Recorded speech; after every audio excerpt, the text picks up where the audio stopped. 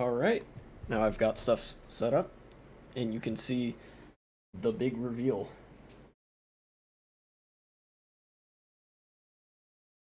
Check me out, idiots. I'm a man of my word. Nobody can impugn me as a liar or a fraud or any of that shit like that. I'm still a little bit sick, by the way. I still, got stuffy nose. I've been sneezing quite a bit lately, but I just hit 75 followers. You can see in the top right, the goal has been met. Thank you very much to Pirate X, I hope I'm pronouncing that correctly, who followed me yesterday, which was a day where I was not streaming. I'm now at 75 followers exactly. I don't know what exactly my next goal is going to be. I'll probably just take this one down once the stream is done, but for this stream, we got something special going on. That is these barnstormer goggles. Haha. And of course there is a little bit of the usual shtick for me to do with the this stuff. You guys have seen the text document before. Where I write down political topics to talk about. There's just one this time. Just one political topic. It's going to be a little bit more light fare. Then I have a couple of... I have a story to tell actually relating to these goggles here. It'll be great. So, yes, that's right. We left off at Tree Shroud Forest entrance. Yeah, okay, so I got ready, it seems. And now, let's go on in there. Yes, I am ready. So, first floor. This is, I think, the longest dungeon that I've encountered up until this point. It is 19 floors. It's really long. Like, really long. So, we're gonna be here a while, and it's probably a good thing that I brought a bunch of food. Because I am going to need it. Man, oh man, am I gonna need it. Oh, you weren't here before. Alright, well, that solves that, I guess. How many? Okay, just over 3,000 points to the next level. It should be pretty soon that I get Discharge, if I'm not mistaken. Also, playing this game, it's going to be really nice now that the bosses aren't, like, Kaizo mode. So, I was playing off-stream, I've been playing some Pokemon Mystery Dungeon Explorers of Alpha, and in that game, the bosses often have set turn limits before you just auto-lose. And that really forces me to, like, seriously consider how I spend each turn specifically, which is good from a strategy perspective, I guess. But it's not really the kind of game that I enjoy playing that much. You know? Not a huge fan of that. But whatever. In this game, the difficulty is just the bosses have a lot of health and can do a lot of damage to you, so you have to learn to play around that. And I think that's enough to make a boss difficult, quite frankly. I don't think there needs to also be an arbitrary turn limit before you just die if the boss hasn't already killed you.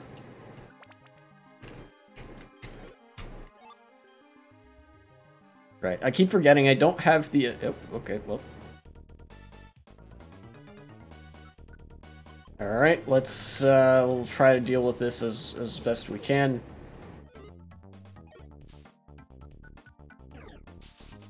Okay. I'm gonna need to use the... oh, jeez, that's not good. Oh, okay, bye, Ralts. I don't know, making my job easy, I guess. Okay. No, I didn't mean to do that. This could be potentially not good.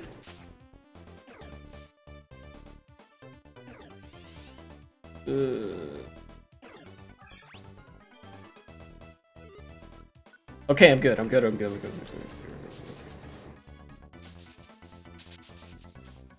Alright, get him out of here. Whew.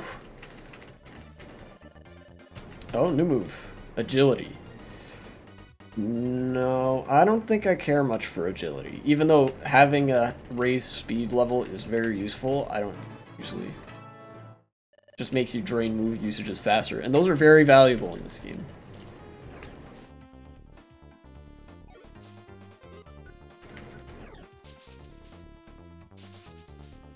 Alright, get him out of here. Whew.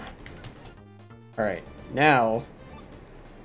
This is kind of risky, but I think I'm okay just at this health level. Right? Oh no, I'm asleep. Okay, I woke up. It's all good, it's all good. Oop. I need to do that.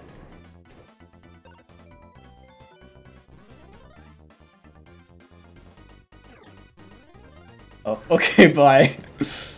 That's kind of funny. In this game, teleport just warps you to a random spot on the floor, which is very funny to me, anyways.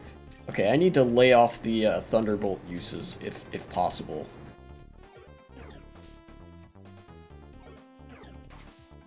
Okay, thank you, Ryu, for coming in clutch.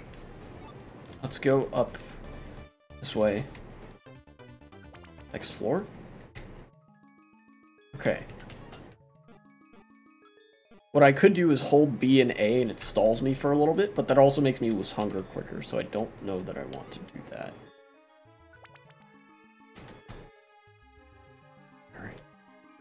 Alright. Okay. Now at a much better, much more comfortable margin of health here. And that actually presents me the opportunity to start talking about the news-related thing that I wanted to talk about, which is actually a continuation of a thing that I was talking about last time. So last stream I mentioned that there was a bank collapse. In fact, there have been 2 bank collapses now, confirmed. New York something bank? A bank that's based in New York, and the more talked about one, the Silicon Valley Bank. And what has been happening is that apparently there have been some bailouts in the works. But as it so happens, Joe Biden came out and issued a statement that the bailouts were not, in fact, for the investors. Thankfully, the administration has finally wisened up to the fact, like, yeah, we're not going to baby your asses. So the people who invested their money, thus taking a risk, will now be forced to bear the consequences of that risk. People who deposited their money and stuff like that, or who were investing the money and making profit off that, they lose all their money. Fuck those guys. And I agree. Meanwhile, the depositors, the people who were like, I'm storing my money in this bank,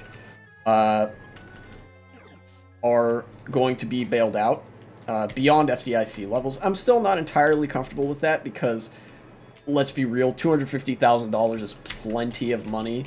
If you have so much money in the bank that your deposit wouldn't be completely insured by FDIC coverage, then, I mean, why do you even need the bailout?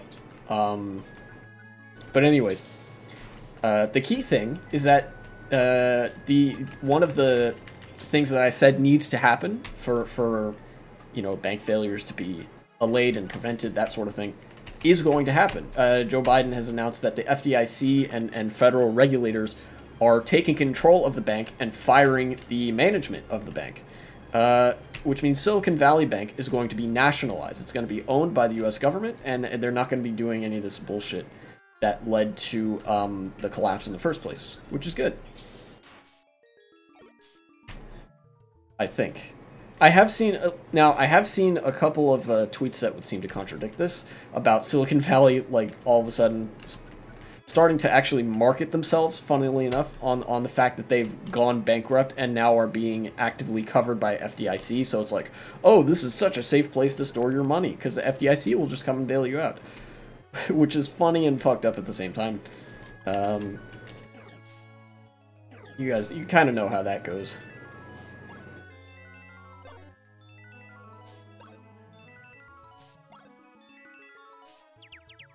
That ain't good.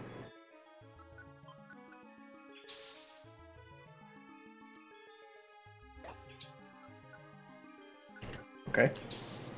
Get him out of here. I'm gonna need an orange berry, probably. Yeah. I think that was needed. Definitely needed. Do I have any max elixirs? I have one. And I am halfway through the dungeon, which is good. Oops, didn't mean to do that.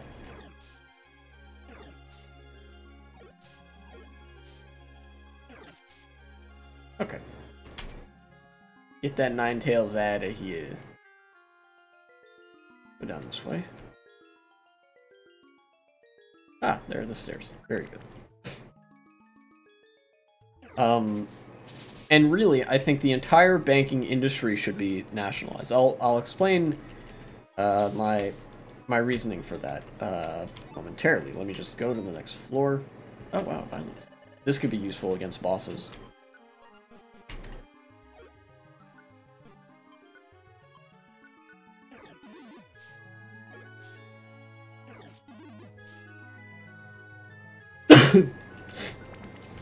So, nationalization is what I think should happen to every industry in an economy that is essential to the functioning of that economy. So, for example, the food industry in the United States, food is something that you literally can't live without, right? Like, people will die. Starvation occurs when you don't have food. So, it should not be subject to the whims of a capitalist market system. So I would be firmly in support of nationalizing the food industry. You know, the same applies to water, electricity. You know, people could potentially die of exposure. And some other stuff like public utilities. But there are also certain social concepts. There's one in particular that is so essential to social functioning that we really can't do without it, and that is money. Money is how modern societies tick. You know, I'm gonna eat one of these grimy foods. No, that's not too bad. And without a way of moving that money around, without a way of storing it and accounting it, then society's fucked. Because we are not at a communist society yet. You know, stateless, classless money is whatever, all the stuff that Marxian theory says. We don't live in that world, so we need banks to handle money. Do I have non-trader? I do. Okay, so I can just do this. So banking is an essential industry, which also should not be subject to the whims of the market. So it would only make sense for the government to nationalize the banks here. Not just Silicon Valley Bank, but every bank. Because when you have banks that are owned privately and run for profit, you get very, very reckless handling of finances, and basically the thing that has led to every single bank crash in the past several centuries, which is banks investing money that isn't theirs to invest.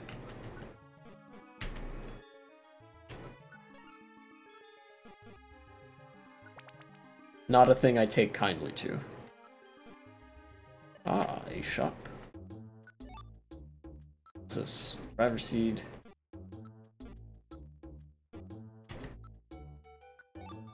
These could be useful. Yeah, I'll buy those.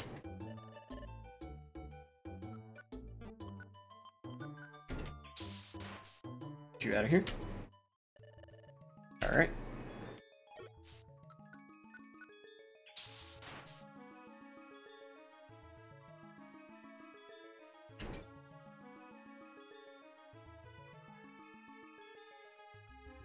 When this dungeon is over, maybe I'll try to find the clip where Joe Biden is saying that, like, guys, your deposits are insured, the investor's money is not. You know, they're going to be hung out to dry. Now, of course, that also, coming from Biden, that also didn't mean too much, because I believe it was the case that they had been preemptively bailed out. Like, they knew the bank was going to fail for some time, and so they got their bailout candies from the government a little bit early.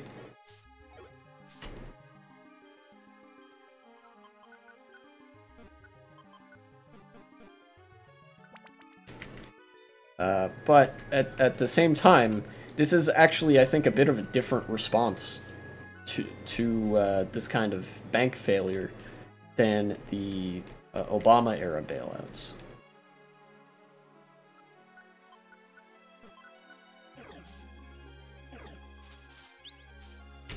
Thank you, Grovile. Very cool. Alright. God dang it. Stop it. Yeah. Alright, that works. You go this way. Aha.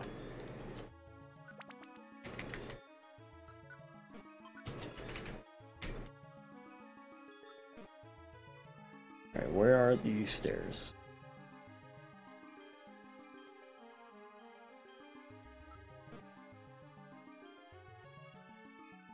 Come on. Oh. Maybe I'll eat, you know what, I'll risk it for the biscuit. Well. Fair enough, I guess.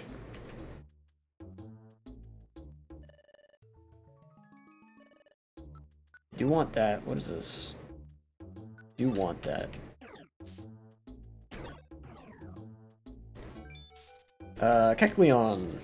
I will buy that. Do I have anything that I want to sell? I'll sell this, please. Yeah, sure. Here we go. What else can I sell? Special band. Yeah, okay. I'll just keep going.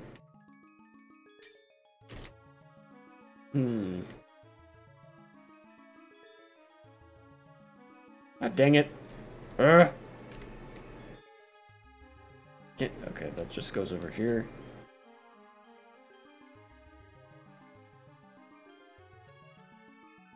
So it was the exit stage right in the other room.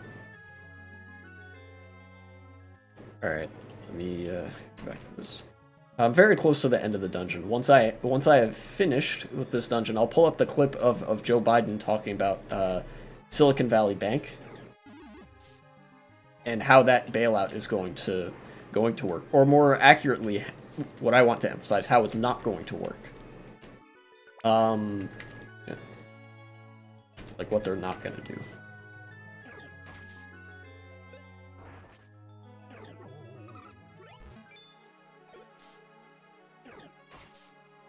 Okay. Stun seed. No, okay, now we gotta find the stairs, like, as soon as possible.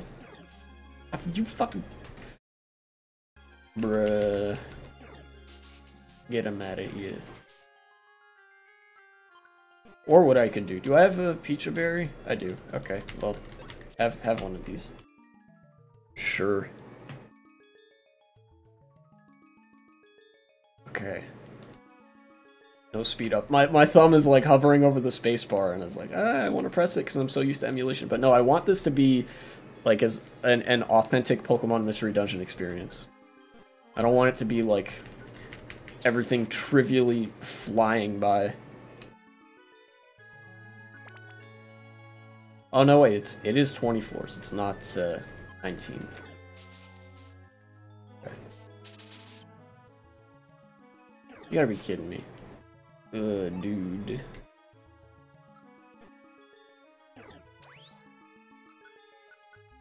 You have fallen into my trap. I can now attack in all directions. Alright. Give me these. Another Pokemon's gonna spawn. Yeah, he's up there. That's fine. Get him out of here. And get him out of here again. Aha.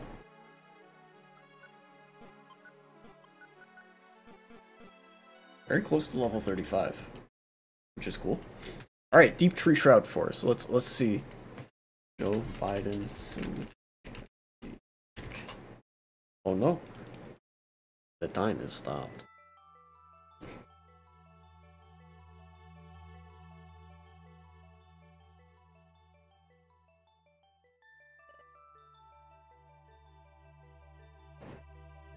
Here we go, CNN.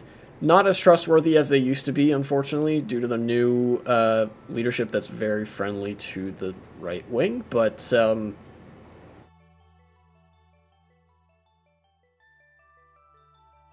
hopefully they've got a transcript.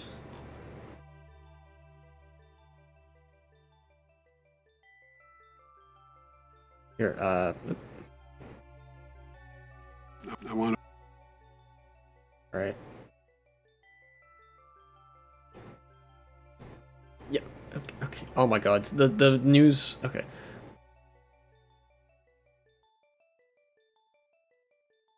What's happening to Silicon Valley and Signature Bank? Okay, New York Signature Bank was the other one. Americans.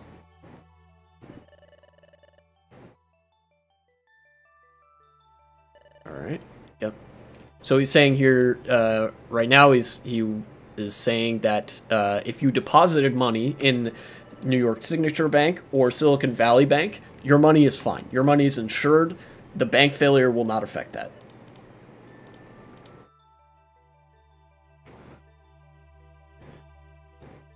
Workers. Please. Okay.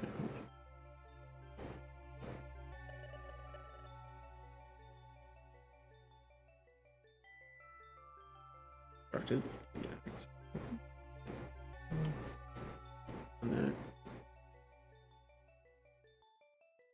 Okay, FDIC to control. Okay, so the FDIC has taken control of the Silicon Valley Bank. So the bank has been nationalized.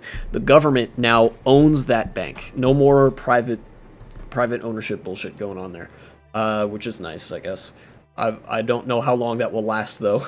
Definitely, you know, view that with a critical eye. To control of their assets, yep. Banking regulators have taken immediate action. Here, oh, he's gonna give us the highlights. Okay, reiterating the hold. Your deposits are fine. I know eventually he gets to the thing that I was talking about. Dude.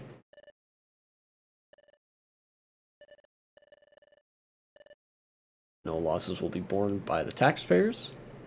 Very nice, very good. So we don't have to pay for this shit. I mean, we technically do, because that's just how money works. Yeah.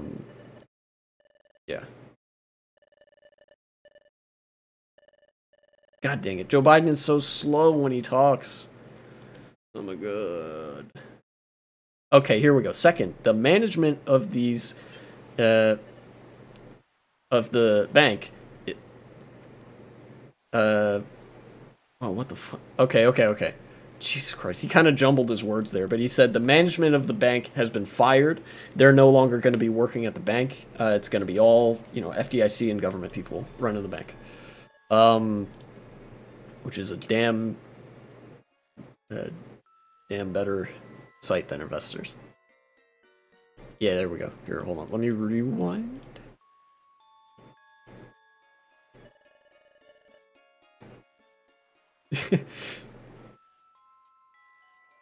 Hold on.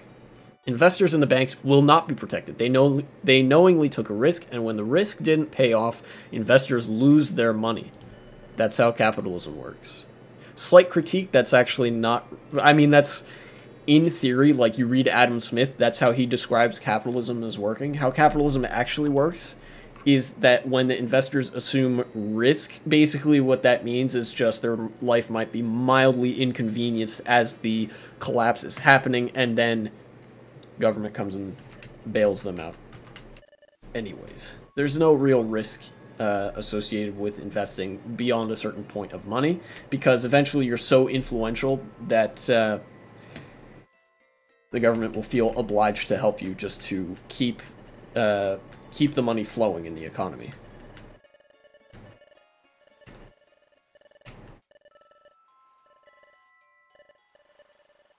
So it is how capitalism works, and it's also not how capitalism works. But the important parts are, very basically, one, the depositors are insured. If you deposited money in the bank and you were keeping it there, you're fine.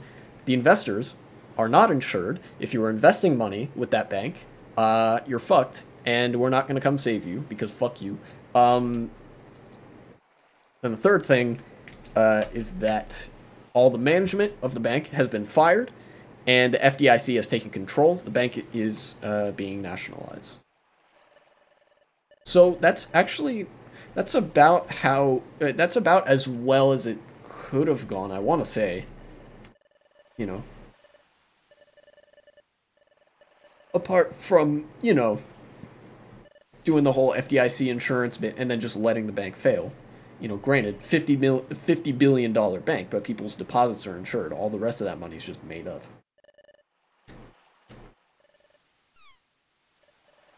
Because there's plenty of other banks. Although that, that's the more spite-driven acceleration as part of me talking. I guess it would be just better to nationalize the bank so that can continue to serve its function as a bank where people store their money. But it would no longer be a sort of investment vehicle for private capital to piggyback off of. In fact, now that it's a federally owned bank, you might even get better interest rates on the shit that you put in there. I know that's the case for most credit unions. You have your money in like Wells Fargo or Citibank or one of those banks that probably give you piddly ass interest. The interest rate in a credit union is still piddly, but me being a member of Congressional Federal Credit Union, I know that they're not taking my money and investing it somewhere. Like, all the money that's in the bank account is actually there. And I get a slightly better interest rate than whatever the regular bank would offer me. I think partially because we're still in the throes of the, like, post-2008 era. Yo, what's up, 1v3? I hit the milestone. I got the goggles on. Finally.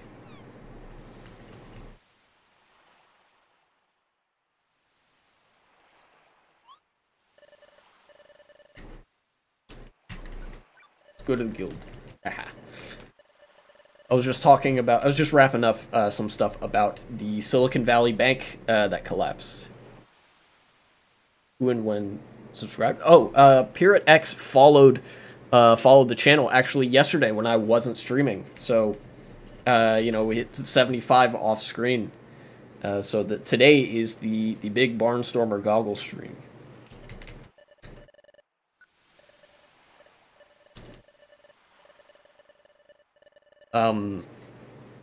Yeah.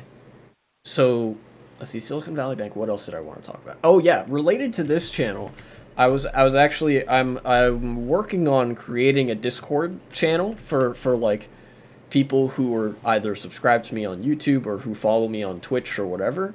But obviously I ran into some complications. It's not quite as straightforward as I thought it was. I'll have to do or both. That's right.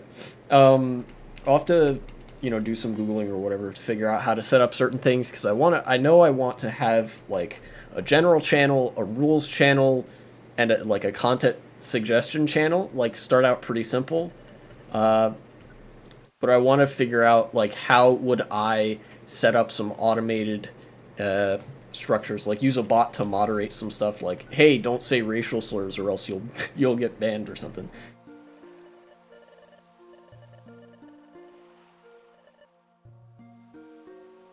Anyways, I also just finished up the longest dungeon that we'll probably see for a while in Pokemon Mystery Dungeon.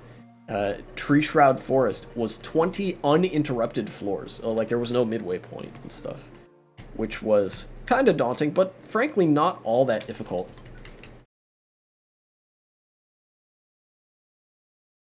Alright, I have saved the game. I should save state as well.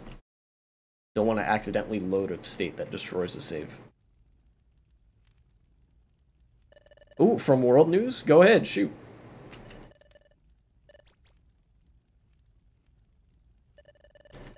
Here, it's kind of awkward. We suddenly disappeared in front of everyone. Hour 1 and 1:30? Oh, no, it's fine. You could talk about the, you could bring it up now. There's a couple other things that aren't really there's another thing that I wanted to talk about that isn't news related. So if we want to like get the news out of the way first, I'll talk about that and then chill, talk about some more nonchalant stuff.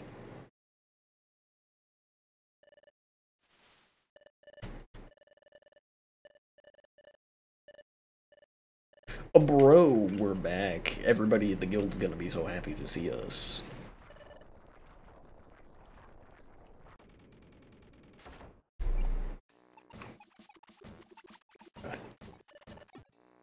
Knowing my autistic ass, there's a chance that when I pick up the glass I might spill water everywhere. Make it look like I pissed myself. That'd be kind of funny.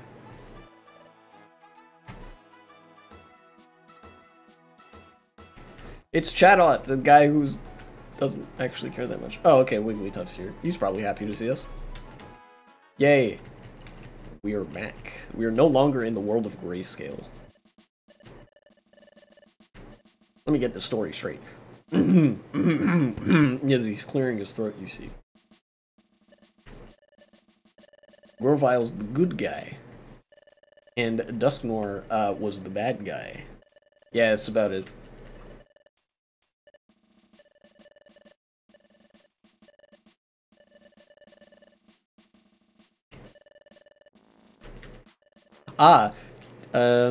Did you hear what's going on in Pakistan and the Netherlands? I did not hear about that. Does it relate to climate change and flooding and stuff? Because if so, I can believe it for sure.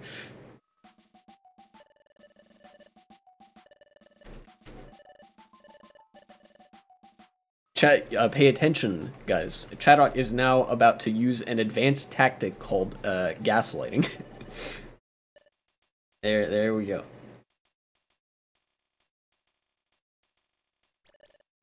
He's like, that didn't happen. You guys made that shit up.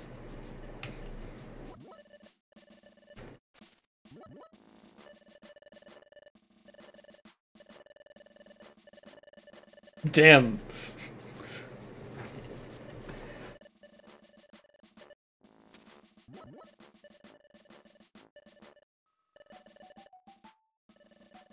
Yeah, okay, dumbass. I suppose I wasn't assaulted by half a dozen weird-looking henchmen with gems for eyes and shit like that.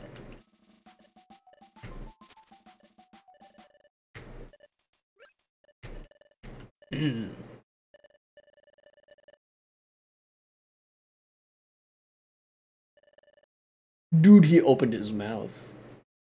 Soy face. And then he grabs you. Drags you into the black hole, never to be seen again.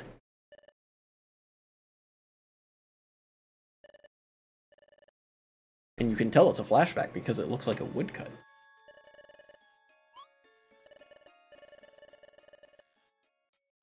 Congrats on 75 followers. What's the origin story of these goggles? I like them, is the origin story. I got them one time on, like, on a whim. Because I thought, I was like, hey, wouldn't it be fun if I had these kind of goggles and shit to wear? And I've gotten some spurious use out of them, but I figured it'd be nice as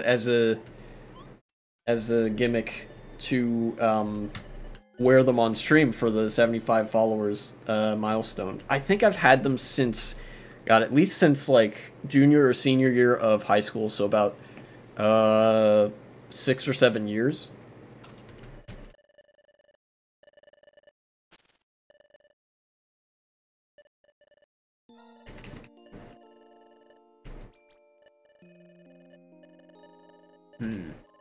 Might be, in fact, it's probably a remnant from my Team Fortress 2 days. There's an item that basically looks like these.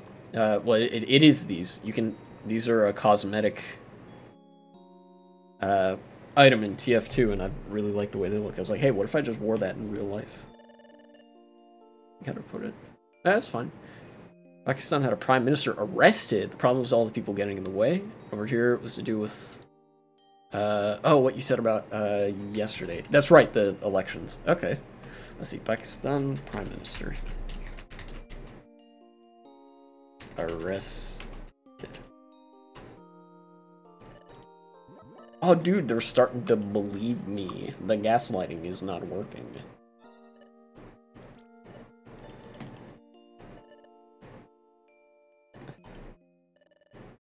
And the reason I say gaslighting is because, as we're about to see,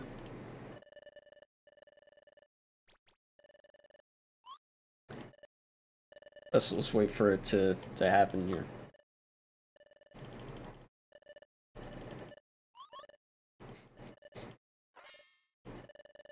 Yep, Chadot knew that you were telling the truth, and he was just like, "Fucking, what? You're making that shit up. That's not real." Okay, here we go.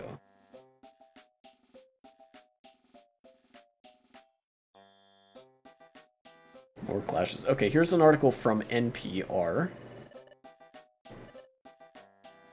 Clashes spill into second day as Pakistan police seek the arrest of former Prime Minister Imran Khan.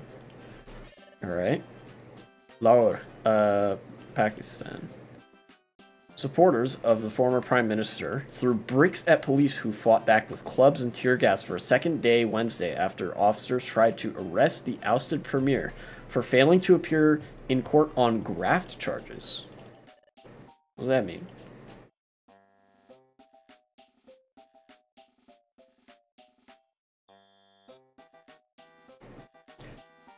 Graft crime?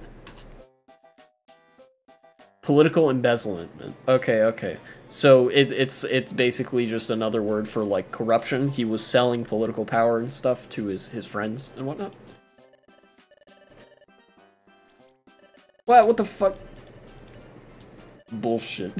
You know what? I'm with Bidoof. I think Bidoof it's funny. Bidoof is shown to have a rare like a distinct lack of savvy, but here he's like, yeah, I don't believe that you were actually on their side the whole time. And I totally believe Bidoof. So, police besieged the 70-year-old opposition leader's house in the eastern city of Lahore since Tuesday. And his supporters hurled rocks and bricks, swung batons they had snatched from the officers. Similar violence was supported between his supporters and police in other major cities throughout Pakistan. Let's see here. What crime did I commit that my house has been attacked like this? He tweeted. I mean, it's corruption. They got you on corruption charges. That's the thing.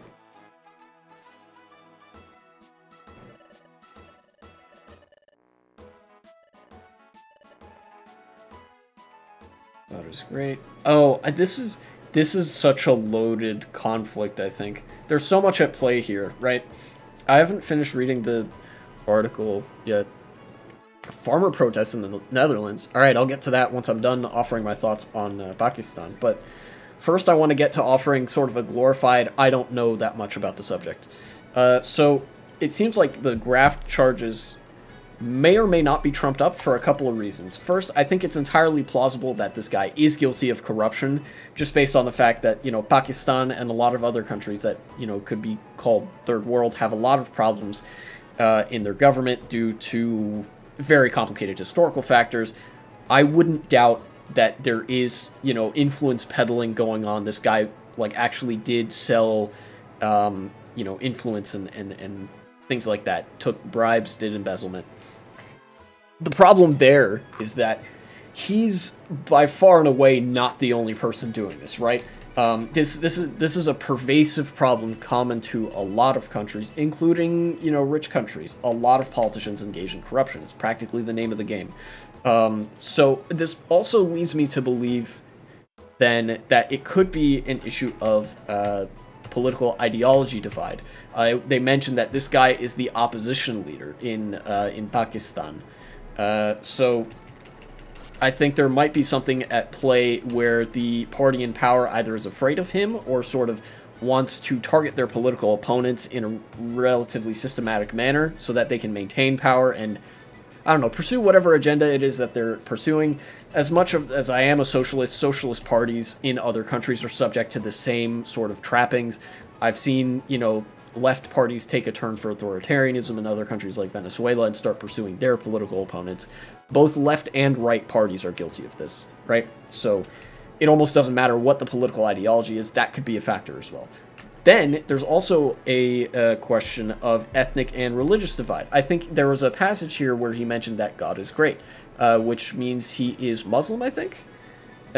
So he might also be not in the greatest graces of the sort of Sikh, or Sikh, I don't know how you pronounce it, political class. You know, there could be a religious element where one religious faction doesn't like the other, and they're taking it out on him because he's part of the opposing faction.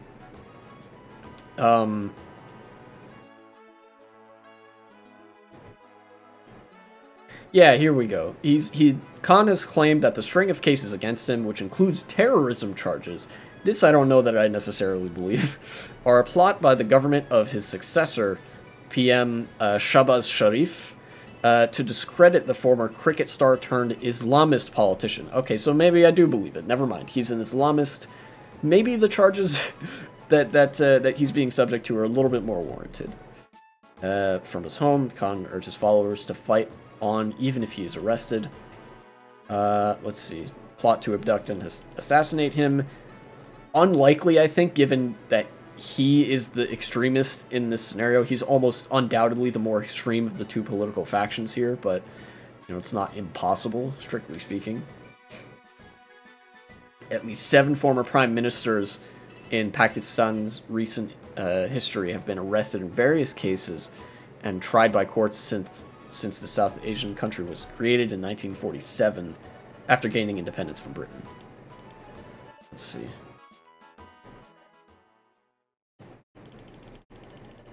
Yeah. Okay, so a former PM was actually hanged, and his daughter, who became the next PM, was actually assassinated. So there's actually precedent for this happening, which is kind of concerning. Yeah, there doesn't seem to be a whole lot of analysis. It's rather, it just looks like descriptions of the event.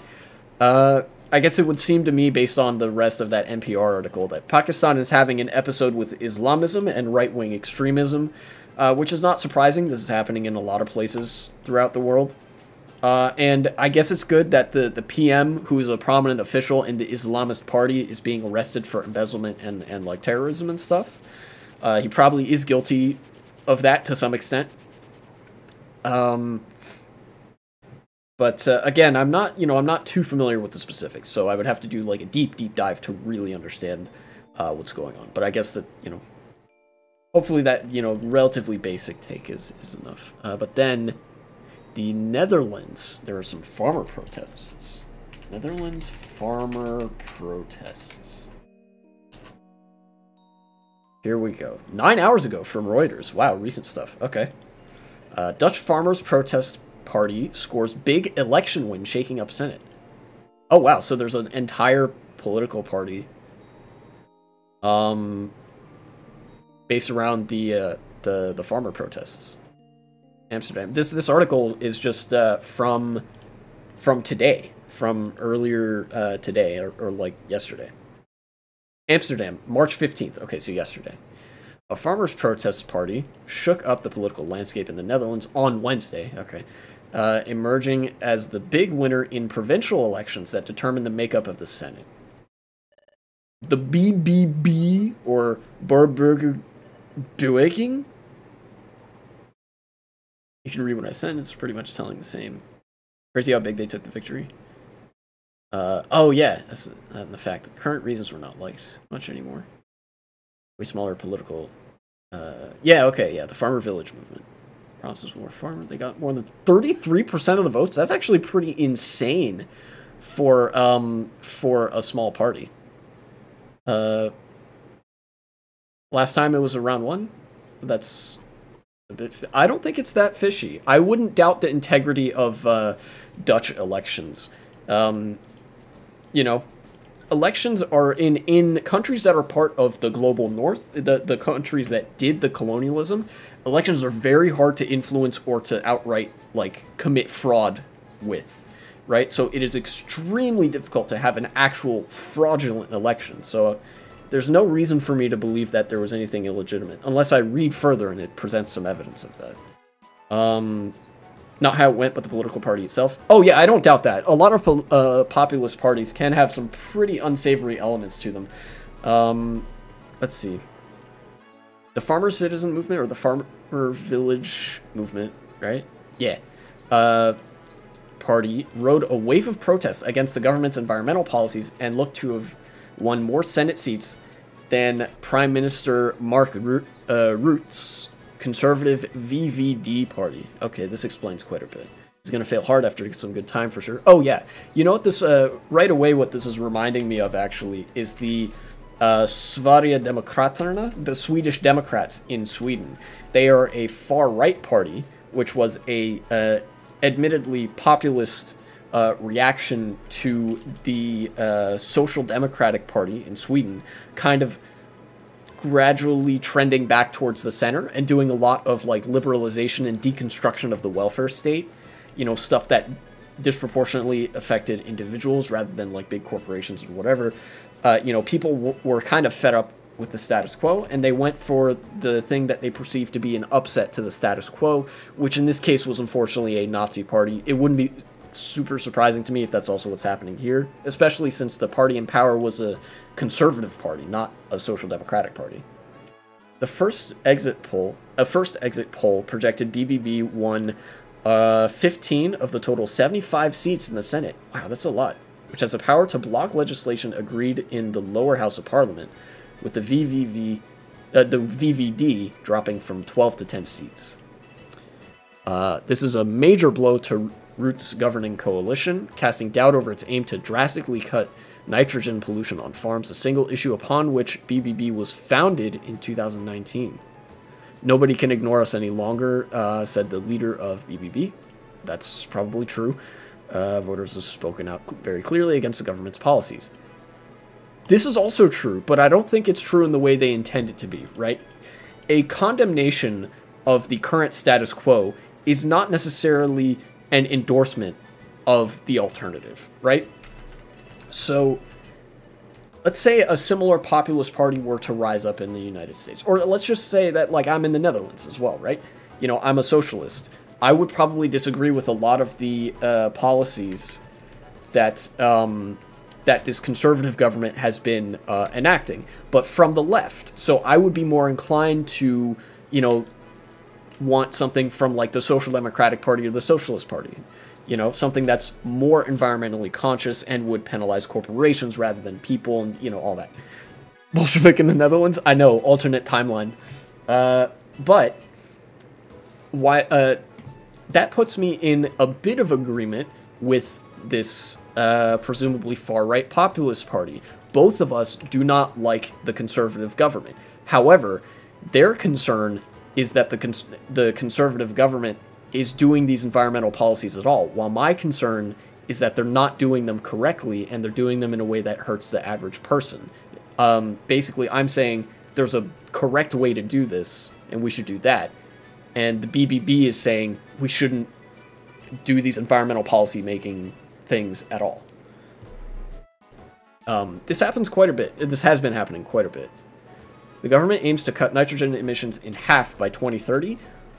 That's good, but, you know, again, I don't think that actually goes far enough, as relatively large numbers of livestock and heavy use of fertilizers have led to levels of nitrogen oxides in the soil and water that violate EU regulations. Wow. That seems like a problem. Yeah, just give me a minute. I'm gonna keep reading this Reuters article, and I'll let you know when I'm done, so you can fill me in on anything that I missed. Let's see. The BBB says the problem has been exaggerated and that proposed solutions are unfairly balanced against farmers, leading to the closure of many farms and food production shortages. See what I said earlier.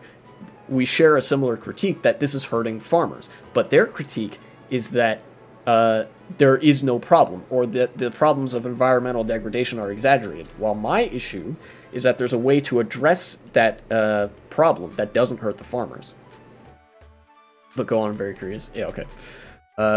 Root's government has not had a Senate majority since the previous provincial elections in 2019 and must negotiate deals with mostly left-wing opponents. So he's in a coalition government where he's basically the one right-wing party.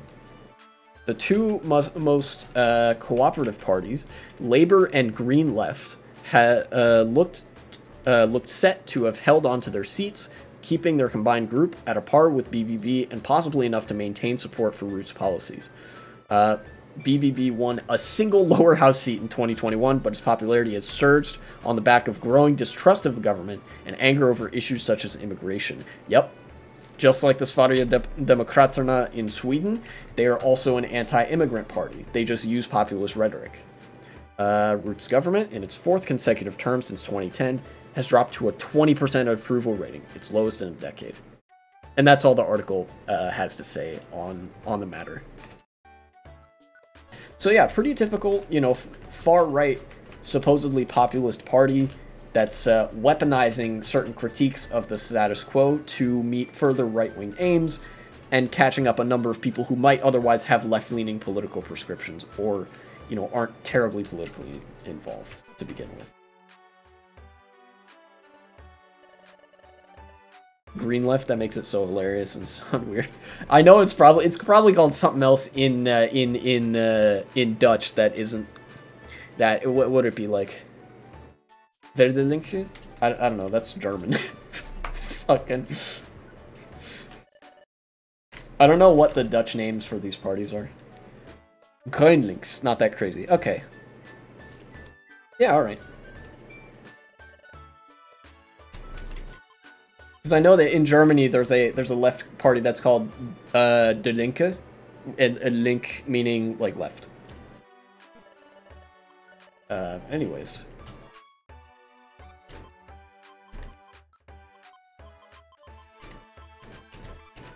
Sell that stuff. It's good. So yeah, it seems like the Netherlands is GroenLinks.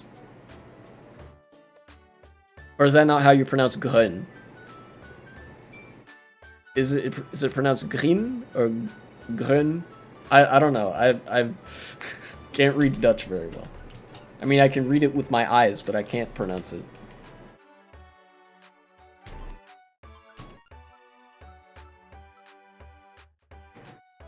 Now the death sound of Roblox.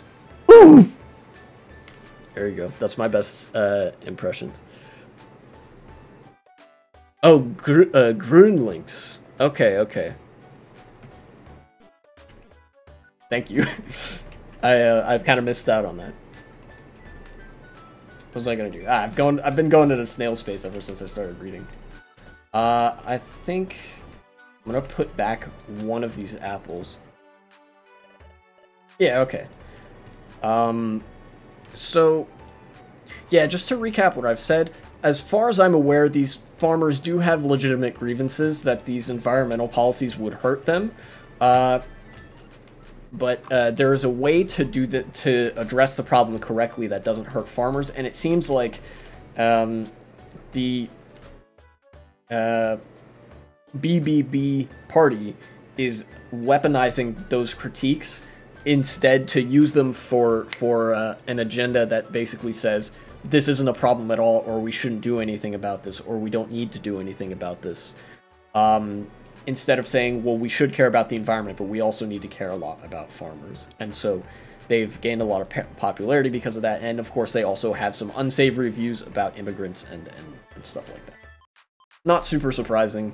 The same thing happened in Sweden. You know, I'll reiterate again. And a similar thing happened in France as well. In France, what was it called? The Rassemblement National. Yeah. The Rassemblement National, which used to be called the Front National, has a similar come-up story in France, basically protesting against economic austerity politics from the right somehow. I don't exactly... They don't have a very specific platform aside from that Muslims and immigrants are bad. You know, very common themes between a lot of these places. The one place that it seems to be a bit more muted, or that I at least haven't heard very much about, is with Alternative für Deutschland, the AfD party in Germany, which is basically the new Nazi party. You know, ever since they did that coup, they've been pretty quiet because they got their asses busted by the police. But yeah, you know, it seems like that now now it's just the Netherlands' turn in this line of countries that are sort of having this far-right resurgence. Although interestingly, the UK has not really had this happen to my knowledge, and the US hasn't really had this happen to my knowledge, because in the UK and the US there is a more first past the post, I think, voting system where there are two prominent parties, and then there's like smaller ones and some independent politicians. So your options are just like, I don't know, centrist, center, kind of left party, or like the right-wing party. So there hasn't really been a, like, you know, comparable thing happening. But yeah. Well, I'm glad I read that. I'm really glad I read that. You know, sometimes in the United States you miss out on the stuff that's happening in the rest of the world because, well, I mean, we're very self-centered in the United States. You probably know this. Everybody knows this. But and also, if I were to provide a legitimate defense of you know, of the U.S. news cycle, we're not shown this either. You know, there's the concept of manufacturing consent, which basically means that the discourse, the political discourse, and the state of politics is whatever the news decides it is. You know, if the news doesn't want to report on something, all they have to do is never send a camera crew, never send a journalist, never write anything about it, and that story doesn't get told. This isn't always successful, but it happens a lot. You know, and so I think that there's just a sort of passive acceptance of a lot of American-based news outlets that they just sort of don't report on things that happen in other countries. And as a result, Americans don't really know what happens in other countries. I'm sure if there were things from other countries that were reported in American news, people would read them. But that all gets what's called back page coverage. They never get put, you know, they never put that on the front page. In a spot where you can actually see it. They always force you to like look for it, and people don't do all that much looking, just by necessity of I don't know, life really just being busy for a lot of people. So that's my tepid sort of defense of American ignorance, is that it's sort of a product of the institutions that a lot of Americans, quite frankly, don't like. Although if you ask them why they don't like them, they probably give some very sussy answers.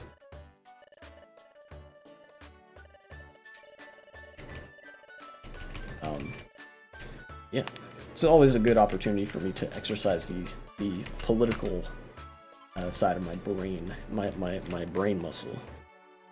Working out in the library as usual. Oh wow! Welcome to the juice bar.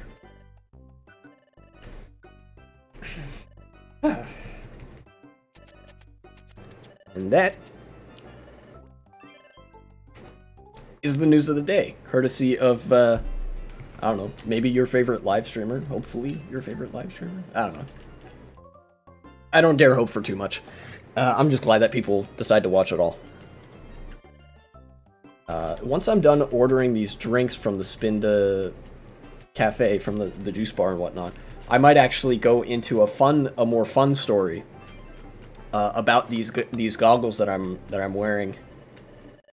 Three things the paper skipped, or at least kind of. Oh, well then feel free to fill me in if there's something that, you know, that wasn't there in that Reuters article.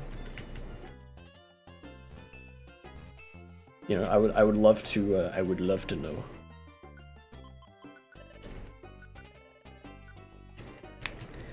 gold gummy. Love that Spinda always turns to Wobbuffet. He's like, alright, I'm putting this in the drink. And then Wobbuffet gets hype. Oh, bro, a secret exploration spot that I know about and nobody else. You can actually, it's kind of interesting, you can unlock dungeons by ordering drinks here. It's kind of rare though, which sucks. It means you kind of have to, like, it's kind of a grind. You just order drinks over and over and over again, and eventually you find a thing at the bottom of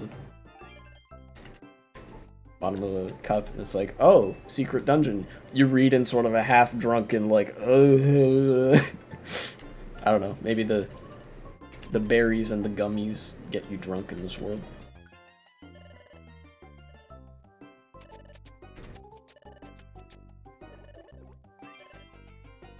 And it's done.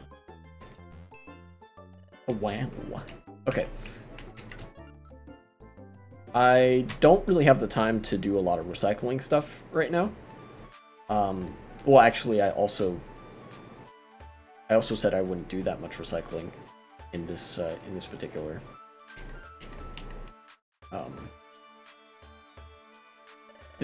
campaign of Pokemon Mystery Dungeon. So I guess I'll take a bunch of orbs out of storage. Most likely. Actually, I'll take 2 of these. I'll take 1 of these. I'm gonna go on like a selling spree, kind of. For starters, the BBB has, which is one of the things that's funny. They were playing the song "Sweet Caroline" because that's the name of the party leader. But besides that, her history is point number 2. That's kind of funny that they're playing a song about their leader. It's a little bit parasocial, but you know, on one level that's kind of understandable.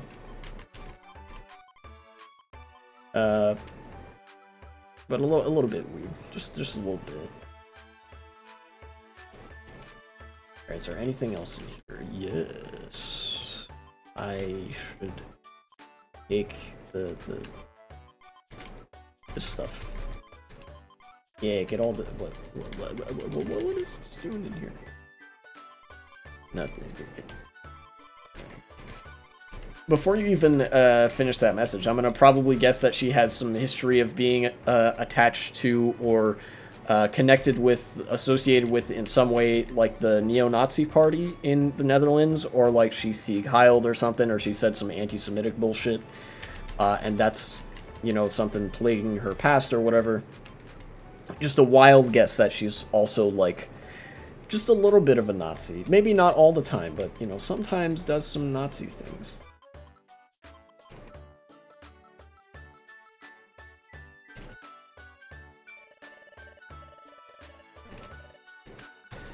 And then actually from there, if my guess turns out to be correct, I actually do have something to say on the matter. Invoking Godwin's Law again.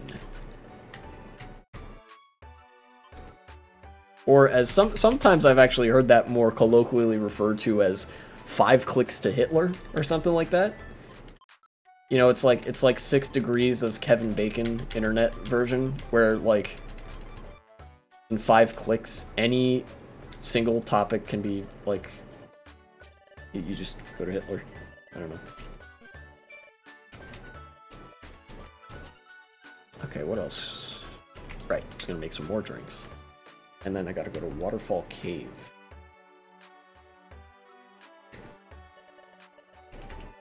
Put all this money away, that's for sure.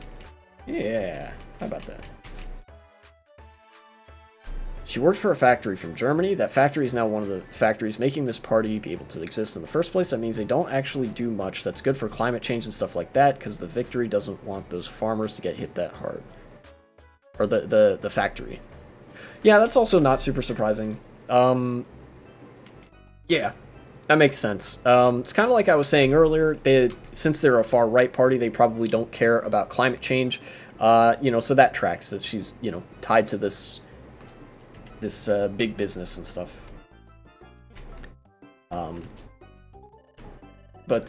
Actually, I think I want to talk about the Nazi party anyway, since there are some similar trends between the Nazi party and the BBB here, and the Sweden Democrats, the Alternative for Germany, whatever. in the 1920s and 30s, and the Nazi Party's sort of rise to prominence, political prominence, they were known as the NSDAP, NSDAP,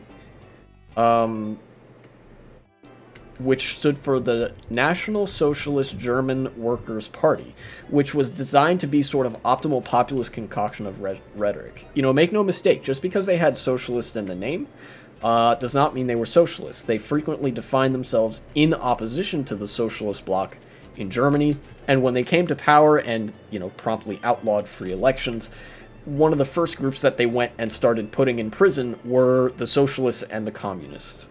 You know, before they went to other political opponents and queer people, gay people, Roma, things like that, and Jewish people.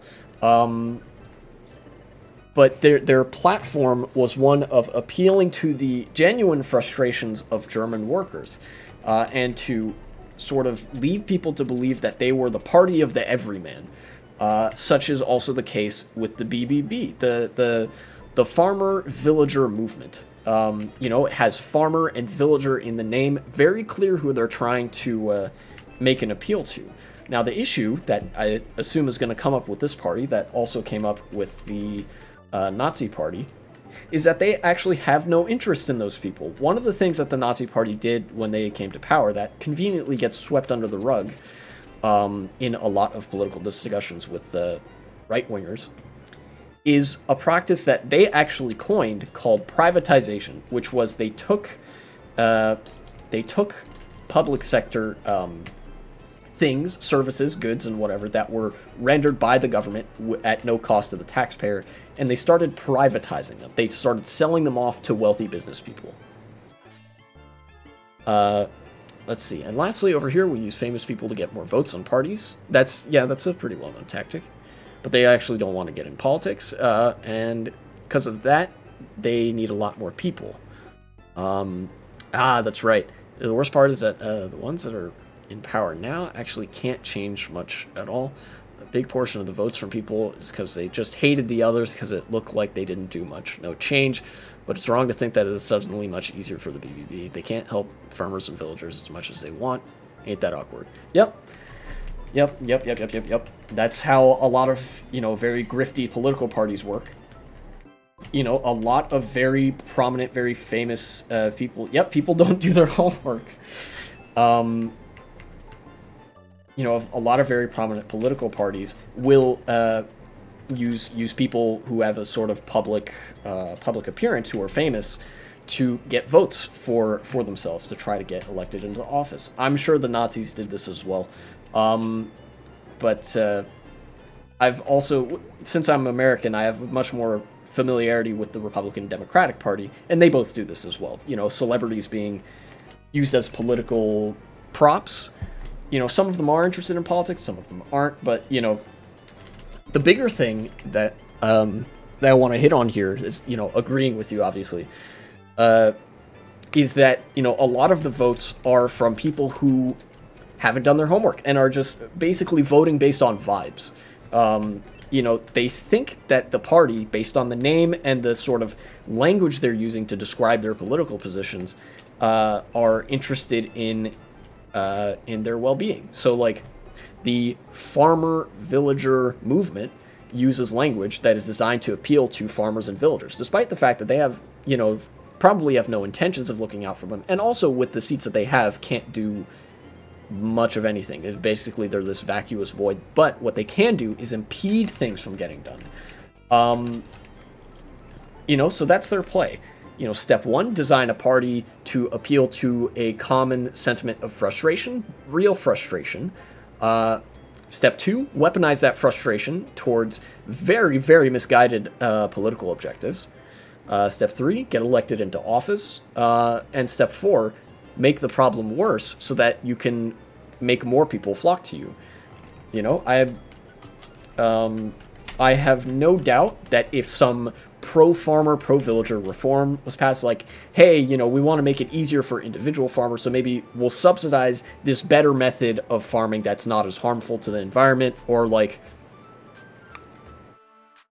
you know, we'll subsidize you while you make the transition to this other thing or something like that. I have no doubt that the BBB party would vote against that. And then they would say something like, oh, it's part of the, I don't know, they do some dog whistle. It's like, oh, it's part of the immigrant agenda. I don't know. But yeah, a lot of the ability of political parties like that to come to power is based off of the widespread lack of political education that people seem to have.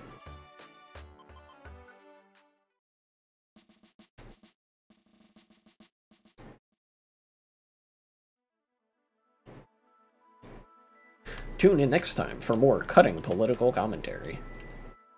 I'm not usually this coherent, but you know, it's all knocking around in there.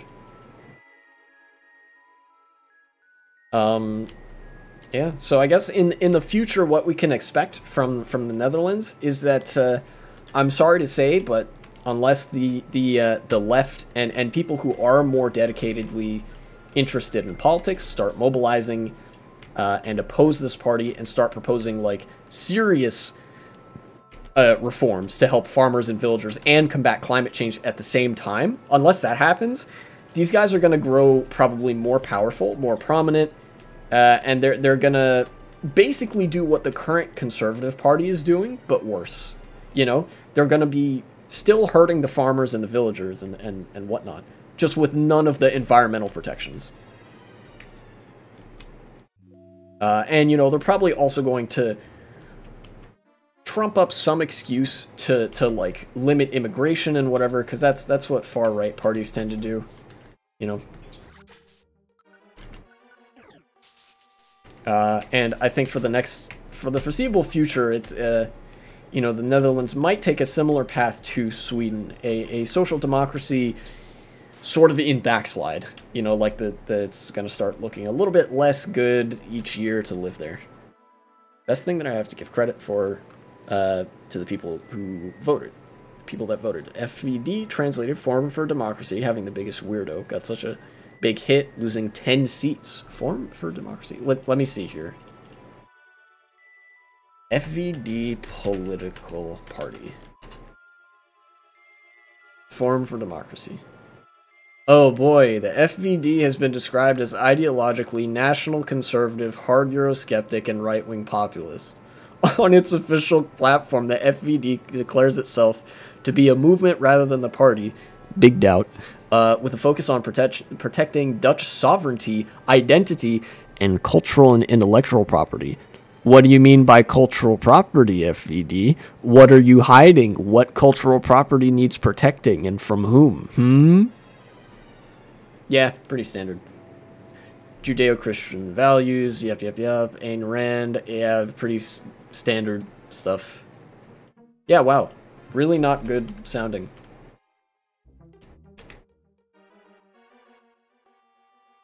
They really did just say, that's it. We're inventing Nazism 2. This time with more, like, tactical language to sort of deflect from the fact that we have invented the sequel to Nazism 1.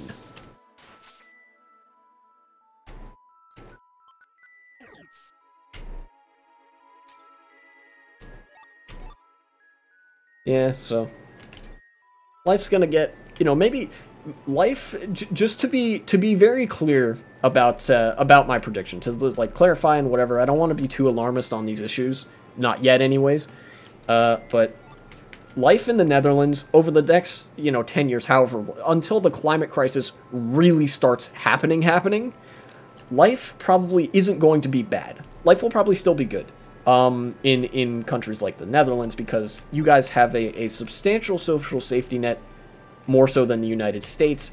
Basically, there is more to pick away at, so it's going to take longer for these parties to make life bad in those countries. And I don't think they're actually going to be in power or have enough power to do those things until a long while down the road.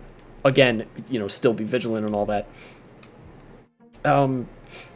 It's just that life isn't going to be quite as good as it used to be. It's going to be a little bit more annoying. There's going to be these weird, like, arbitrary hurdles put in place for people registering for blah, blah, blah. You know, It maybe there will be some small scale, like, oh, yay, I got a tax credit here, but also that comes at the cost of, like, this social service that I enjoy got majorly gutted or something. Best example, a comedian said that when he was talking about 5G dangers, scientists did many tests that showed that the radiation didn't murder any birds in Den Haag. That was just from years ago. Who would believe those dumb arguments? And the leader of the FVD said, look at these sad birds getting murdered from 5G radiation. Yeah, not the brightest bunch. You know, really not. It is a big tendency of conservative parties, especially the elements that lean into the populist rhetoric, to have very conspiratorial tendencies. Like, you know, in the United States, it's kind of a difficult distinction to make because it's just the Republican Party. That's the only right-wing thing here. We're dumb. I mean, everybody's dumb, but I'm saying the FVD is especially dumb here. You know, they're not the brightest bunch. You know, people from the Netherlands are just as smart as people from any country. You know, I'm sure if you cracked open some statistics, it would show that. But anyways, with the Republican Party in the United States, it's harder to differentiate.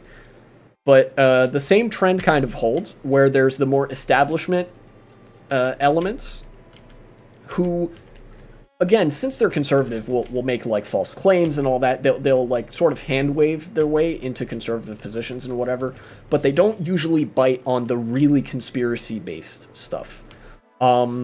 But when you get to the more populist elements, like Marjorie Taylor Greene and Lauren Boebert and Matt Gaetz and Josh Hawley and whatever, then you start getting the bigger conspiracy-laden stuff. Like, you might not know her by name, but Marjorie Taylor Greene is the woman that said the Jewish space lasers. That was her.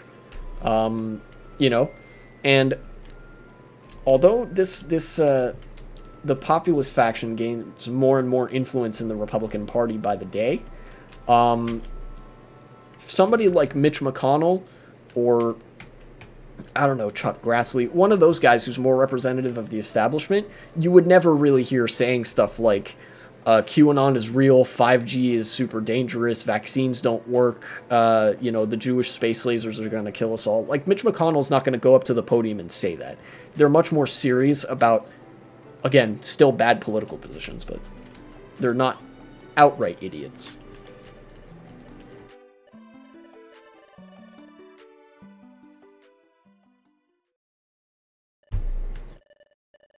It's just another, it's a very weird example of more connects us than divides us, right? Like, oh, hey, this and this political party did this really weird thing. Yep, we have that in our country. Oh, what? They did this too? They said, like, we have to preserve our cultural heritage, you know, with the 3 parentheses. Like, yep, you know, the right-wingers say that in my country too. Oh, wow, that's crazy. You know?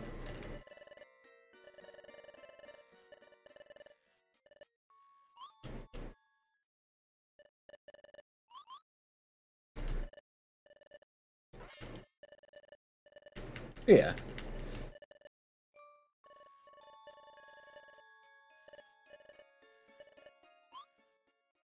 Anyways, I think that's pretty comprehensive political coverage for me for these 2 events. I feel reinvigorated.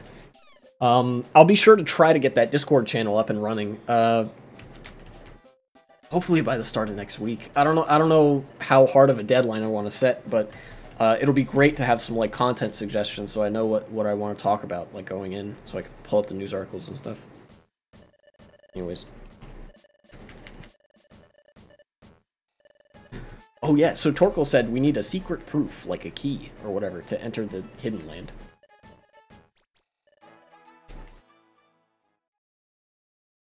I'm just remembering when it was like the last time we were looking for a dungeon. It was like the Fogbound Lake and whatever, and Diglett was like, "Oh, you never know, it might be underground." And then Dugtrio was like, "My son, I am so proud of you."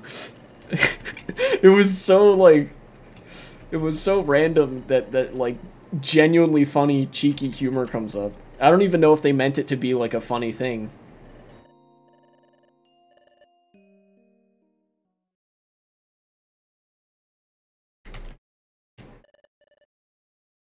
It is morning. I will break your eardrums again. Alright, yeah, I'll save my adventure. I know Opium again was asking earlier the story behind these goggles. There is a story that happened after I had the goggles for a little while that I wanted to share. Now that the sort of political stuff is like I feel like I've said all I wanted to say about that. So in the freshman year of college, right? The first winter I spent in Gettysburg was quite an experience. So I live in the Washington, D.C. area, and the key thing about that is that we live near a river and near the ocean, close enough that the water is actually able to moderate the temperature. You know, the summers, they get really hot, I'm not going to lie, but the winters aren't too cold. You know, the water's right there, the breeze coming from the river, from the ocean. Usually we get low single-digit degrees Celsius. You know, and that's about as bad as it gets, except for the occasional, like, really cold front that lasts a couple of days. But up in Gettysburg, it's not that far away. It's only about 70 miles, which would be about 140, 150 kilometers. Again, not that far. You could drive there in about an hour and a half. It's not as close to a source of water, so there's nothing really to stop the change in temperature. So the summers are still, you know, pretty hot up there, but the winters are also a lot colder. And so I was experiencing this the first year. For a while, it was pretty manageable. It was like negative a couple degrees centigrade. You know, like anywhere from 5 to -5 degrees Celsius. So it wasn't too bad. But then one day, it actually got a lot worse. There was what they called a cold snap, quote unquote. It was like this big cold front with like a snowstorm and whatever that came in from like the Great Lakes, I think. It was like that area up near Canada. You know, came down across the U.S. and it ended up like hitting Pennsylvania as well. And it hit Gettysburg, and we got temperatures in the single-digit degrees Fahrenheit, I think, which would have been like -10, -15 degrees range Celsius, something like that. You know, so. And there was a lot of wind too. Gettysburg's a very flat area. There's not a whole lot to stop the wind, so the wind made it feel even colder. And I remember like going outside very briefly. I was like, oh shit, you know, my eyes are gonna freeze. Like there's water in my eyes. I realized like this is gonna hurt if I try to walk in this. You know, I'm gonna have to really gear up to go to class because I had to walk quite a ways. You know, I walked everywhere on campus. So I got my snow pants on. I got my my like big fleece hoodie on. There's like a parka that I have in my drawer that I only wore a couple of times. That was one of them. You know, got my gloves, and then I got man, I need to show you guys this hat because this was a goofy ass hat. It was like the hat with the flaps that come down. You know, the Ushanka. It wasn't the one that like had a hammer and sickle or whatever, but it had the thing here. Had the flaps on the side, and it actually had a face guard. This was before COVID, so people did not usually wear masks. And I had to put the face guard on so that my lips didn't chap and crack and freeze and whatever. And then I put these on, and I went to class. I walked to class, and my face was completely covered. Like you couldn't see anything. I wore a scarf as well. People couldn't tell who I was. It was the funniest thing.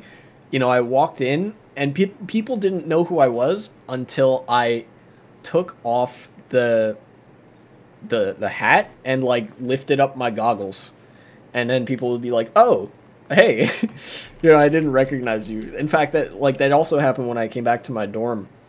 I was like walking, and it had gotten dark too, so it was even colder.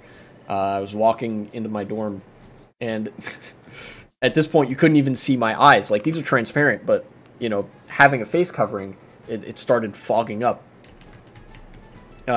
So, like, I couldn't see, and people couldn't see me. So, I was, like, kind of fumbling around. I got my key to my door. I was opening my door. And somebody passed me in the hallway, and I think they only recognized me because I had the key to my room. Which was a very, very funny experience in retrospect. At the time, of course, it like felt actually a little bit harrowing, because it's like, oh man, the last time it was that cold anywhere, it was like when I was 13 years old. It had been a long time, and that was like a day that I didn't even really go outside that much. It was like we stayed home because school was canceled. But in college, they don't cancel classes that much. So there I was looking like, you know, I don't know, looking like some mountain hike or whatever. I don't know. It just seemed funny to me, because as much as I was actually kind of known as the guy that wears shorts in all different kinds of weather, there were people in that weather, like, there is a cutoff for me. And I was like, okay, I would be insane not to cover up at this point. And I looked and I saw other people that were just didn't even have hats on, didn't have earmuffs or anything. Like, their faces were completely exposed. I was like, holy crap, some people are really insane.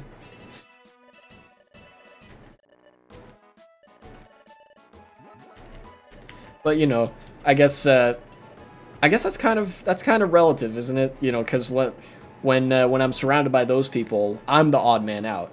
You know, so now they're looking at me like, bro, what are you doing? I was like, well, it's working, isn't it?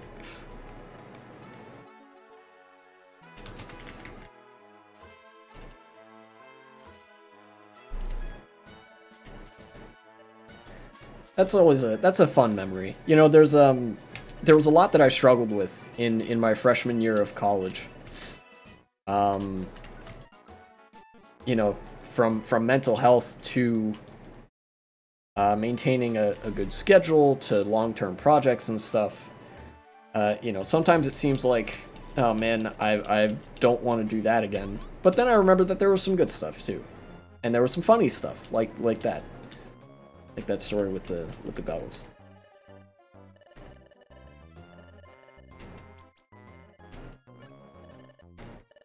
Oh, bro, they've kidnapped the old man. What? That's fucked up. How could they do this?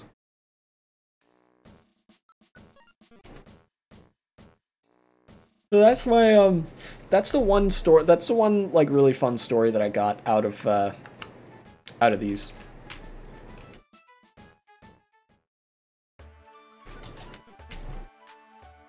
Is that, like, I wore them around campus on a day where it was really, really cold outside.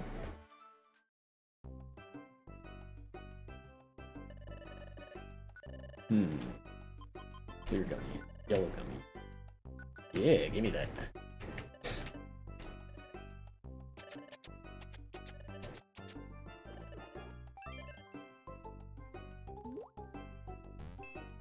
Hey! Oh, goodness. Been talking a lot. I'm trying to rack my brain for other stuff to talk about. Potentially college-related stuff, because that's where my brain's at right now. Ooh, counter hitter. I like that. What ingredient should I use? No, don't use any of that. What else do I have? Some stuff. Okay.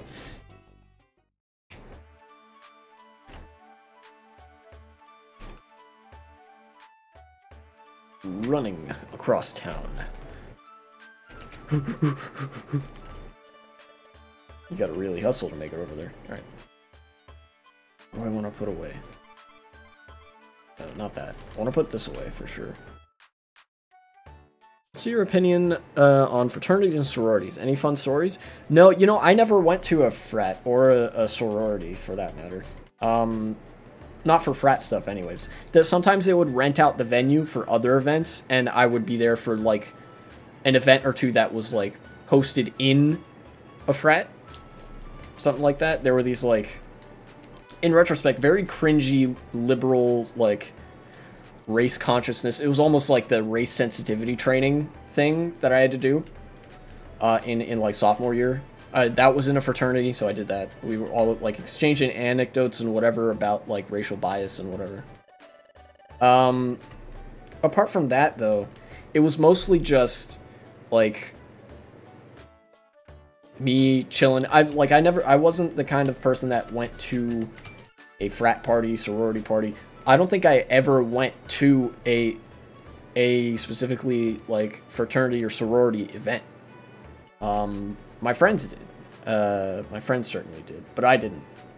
You know, in one respect, I kind of like, it's kind of weird to, you know, to look back on it because I think I've grown as a person, but I kind of looked down on the people who were part of fraternities and sororities, you know, as just like the dumb jocks who viewed college as an opportunity to get drunk and not much else.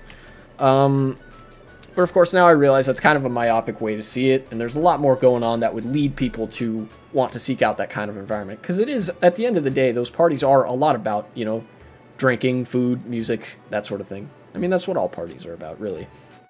You know, but yeah, that's what I used to think of them. But then, you know, now I realize, like, well, some people might be repressed and looking to enjoy the sort of fun stuff that you can really only do in college with such ease. Some people might just be the kind of people that like to go out and party, and it's not really that much of a change of pace for them. And some people are just going to be with their friends. Hope you suddenly getting back again with a good question. Yeah, it is a really good question. You know, I was it sounds really cringy and nerdy to say, but I was a really bookish guy on campus. In fact, it was like sometimes I would like, one of the things that actually got me to pull out of me doubting whether or not I was actually an intelligent person was that people would occasionally come to ask me for help in classes and stuff, like for their homework and whatnot. And I would oblige, I guess, where I felt it was like warranted to engage to a certain degree. For some stuff, I felt like well, you shouldn't really be coming to me for this. I think there's better people to ask. You know, like if I don't know something, then I don't know something. I'm not gonna try to bullshit it.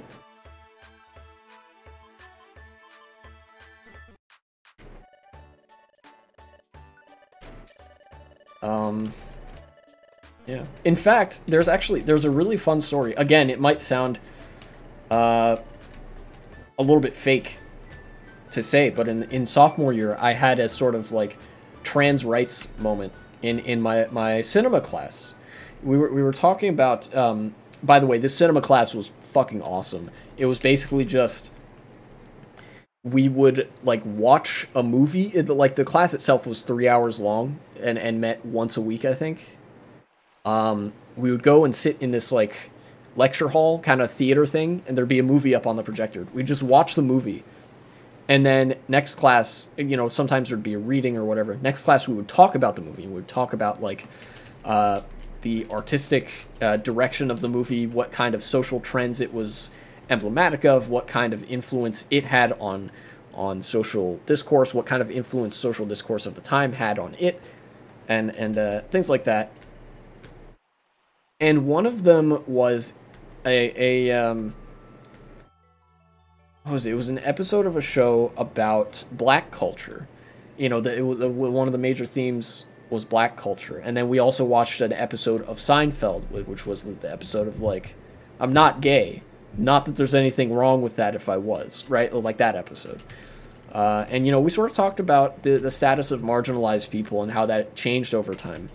And because we were talking about sort of current discourse and whatever, it got to trans people. You know, we were talking about trans people. I think I had brought up the sort of, I believe it was me that brought this up, the constitutionality of, like, trans people in the military and whatever. That was a big discussion topic at the time, about 4 years ago, 3 or 4 years ago. And some guy from, like, one of the front rows, I usually sat in the back, piped up and said, "That's a matter of opinion," or something like that. And I said, yeah, it's a matter of the Constitution's opinion. You know, insinuating that like the Constitution protects people based on gender identity and sexual orientation, so it's unconstitutional to discriminate against those people in the military. And, you know, that was kind of the end of that confrontation. But later, he actually ended up asking me for help on one of the film assignments, and I obliged. And you know, he turned out to be a decent enough guy.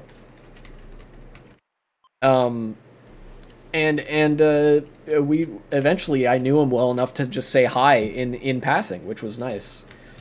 You know, very small moment, but it was pretty gratifying for me, and it was cathartic in the moment too, you know, because I had the perfect comeback for when I brought up the Constitution, and he said it's a matter of opinion. It's like, come on, dude, you walked right into that one. But of course, you know, here I am talking about, now I'm talking about stories that don't have anything to do with the goggles.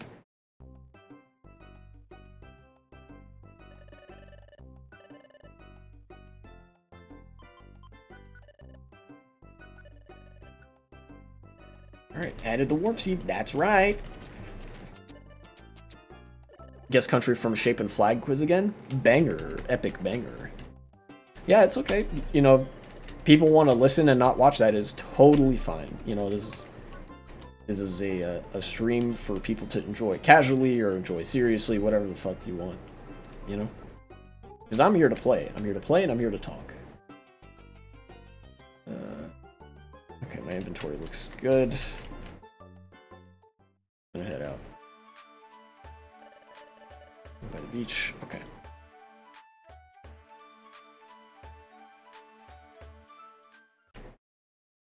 Chapter 18, Lapras. Oh boy. Lapras is a cool Pokemon. Always 2 or 3 others just listening. Yeah, it's, you know, it's kind of nice. Even when it said, like, sometimes it'll just say 1 viewer up there, and then I pop out the users in chat, and there's like, oh, there's a couple people here. I know one of them's got to be like a bot or whatever, but you know, it's like, okay, somebody's listening, listening in. Crap, you're always here. I don't know, you know, I'm not entirely sure what it is about, you know, about college and about high school, but it seemed like sophomore year was routinely like some of the best times I had had. Sophomore and senior year in college were both a lot of fun. They were really good times for me. You know, sophomore year was sort of, it was my first time being in a proper, like, college housing arrangement. You know, I was out of the freshman dorms. I had a nicer living arrangement. I felt a lot more independent than I did when I was a freshman because I knew the lay of the land better. You know, I started taking classes that I was more interested in rather than the stuff that I just had to fill out for my, like, general education requirements and things like that. You know? And I had sort of refined my studying habits to the point that college almost felt easy. Like, I know it wasn't easy, strictly speaking. But it felt like, okay, I have a routine basically kind of written down, and as long as I do what that says, then I'm good. I'm all good. You know?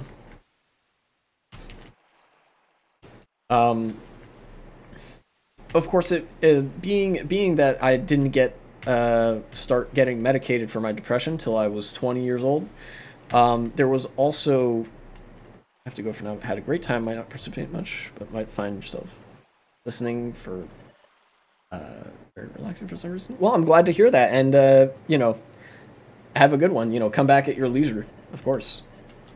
You know, it's been good having you. Yeah, you know, being 19 years old in sophomore year, this was before I started medicating for depression, before I was officially diagnosed in any capacity. So, you know, I was struggling with that. But at the same time, I think that that particular phase of the internal struggle that I'm, you know, facing with depression was more slated to me learning about myself. And, you know, it seemed like a large amount of the time I spent diving into my own head in sophomore year, I actually spent learning about myself, and I learned some useful things, and I learned how depression works, and I actually learned a couple strategies that I can use on a personal level to cope with it. You know, I kind of learned about how the highs and lows works, and how there can be, it seems like an abnormally high right before a crash, or there's like a calm before the storm, or something like that. You know, I started feeling more comfortable getting food from places other than just the college cafeteria, because the food they had there was pretty good, but sometimes it was lacking in variety, and sometimes they didn't really have anything that I liked. Kind of hard to believe, but a small college, small cafeteria. You know, I'd get some subs, some sandwiches from the sandwich place. That was a lot of fun. And in sophomore year, I think this may have been one of the reasons that contributed to me having a good sophomore year, apart from when the pandemic started, is that one semester I had a class that ended up being really not good. And because I had a leftover AP credit from high school, I was able to just drop out of the class, and it didn't like affect my transcript. Like, I was still able to graduate on time, which was great. You know, because usually at this college you were supposed to take 4 classes each semester. But for that one semester I was able to just take 3 because I had another credit, and then it just took 4 per semester from there on out. You know, some colleges would require you to take 5. In fact, some people I knew in Gettysburg were taking 5 classes per semester, which each class is supposed to meet for 3 hours a week and give you 3 hours of homework a week. That's 6 hours per week per class. That's 30 hours of work per week, which is approaching like a full-time job. And some classes give drastically more or less work, so there's a degree of variability there. Oh no, chat dodges.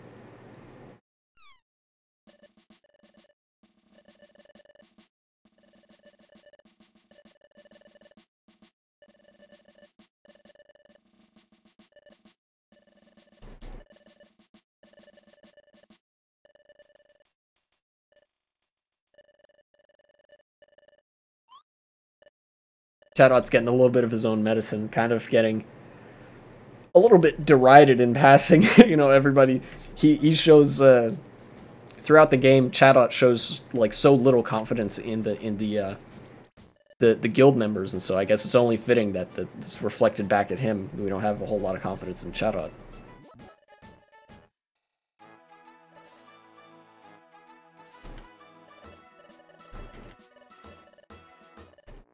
Yay, they did the thing.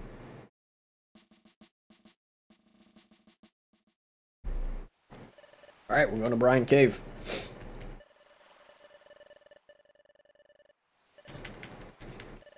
Vicious Pokemon. Oh boy. This boss isn't that hard. You will see why when we get there. And before I lose to this boss, where I didn't to most other ones. Oh boy.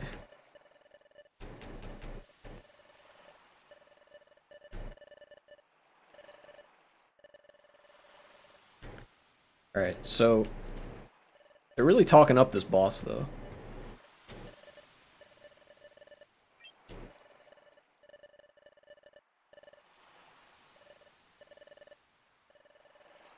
Water type Pokemon. Dugtrio doesn't like that.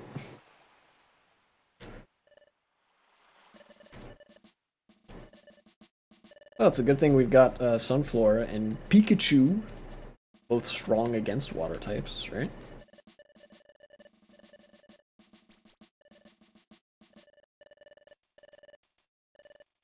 Let's go. Alright, we're going in.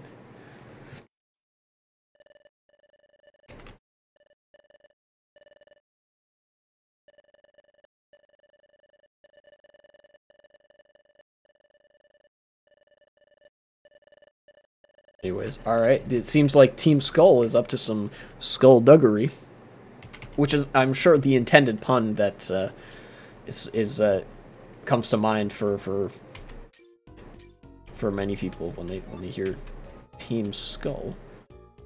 But here we have Brine Cave. This is actually a, especially if you have like an electric type as your lead Pokemon, I think this dungeon is comparatively easier relative to Tree Shroud Forest because it's shorter. It's considerably shorter than Tree Shroud Forest.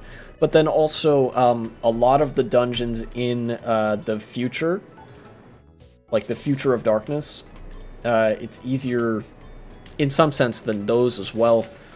Again, not very long, but then the Pokemon here are also, I think, not quite as strong. Of course, that's subject to change once you get to the lower levels. You start getting a little bit stronger guys, you know, like evolved versions. But the Pokemon here tend to go down pretty easy, and of course you have Chatot with you as well, who is level 36, so he's a level higher than me and Riolu.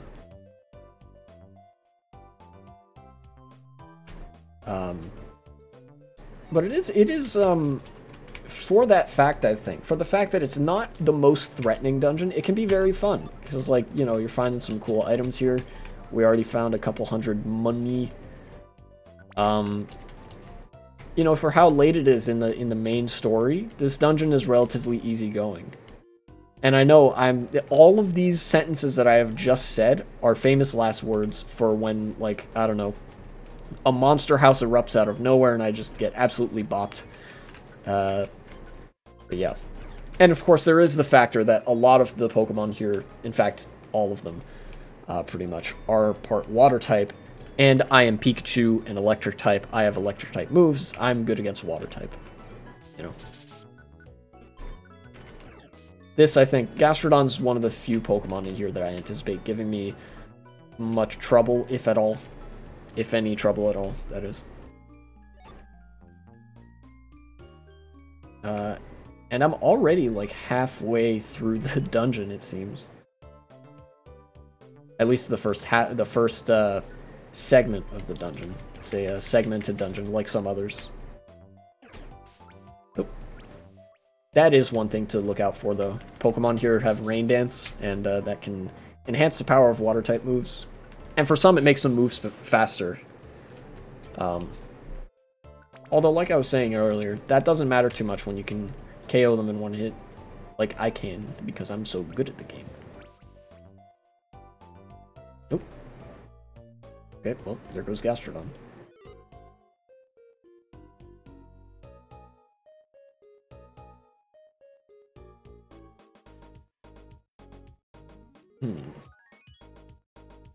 It is a very different experience playing this game without the sort of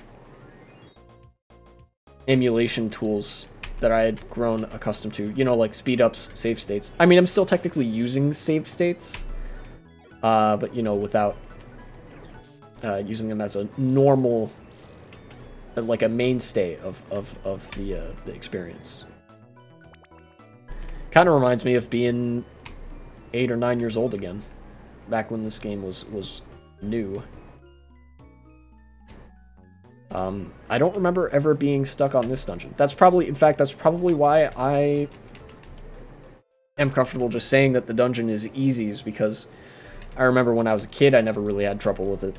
I did have trouble with the lower layer, the lower levels, so, you know, that's a little bit harder, but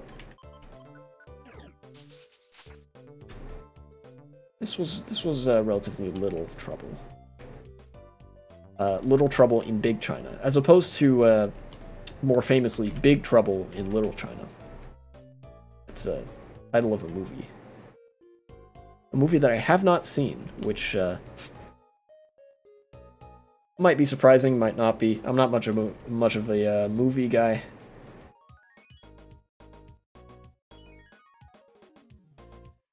Not to say I don't enjoy them, they're just not my usual medium of entertainment. There we go, there's the stairs. Oh, Tentacool, what are you doing? Ow. Okay, well, lesson learned, I guess.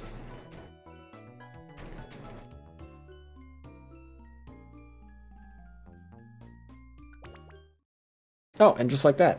Done with the first part of Brine Cave. We're nearly there. Alright. Nearly there, nearly there. 180 of 197? That's really impressive. Ouch. Oh no, we've been body slammed.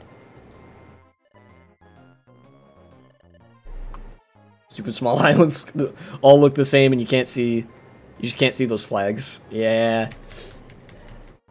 It's true. It's true. It's been known to happen.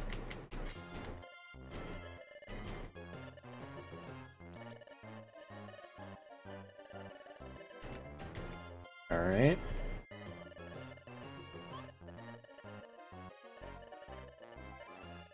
Oh wow, Chatot is finally wising up to the fact that these are the bad guys, because they have the bad guy theme playing.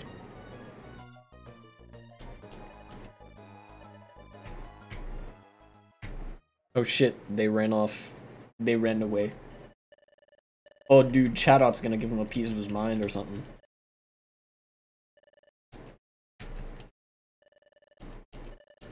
Damn, he's mad, dude.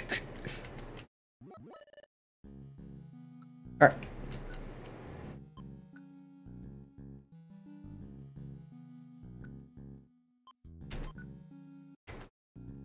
Save state.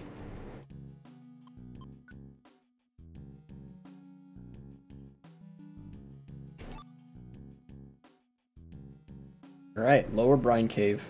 This section is much shorter than the first one. I would like to find some Pokemon, though. I want to see who all can show up here. There's some money over here. That's cool. Start heading back.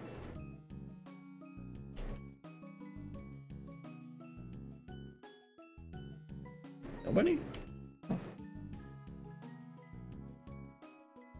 Anybody here? Nope. Oh, here's somebody. Yeah, Staryu. Staryu can show up here.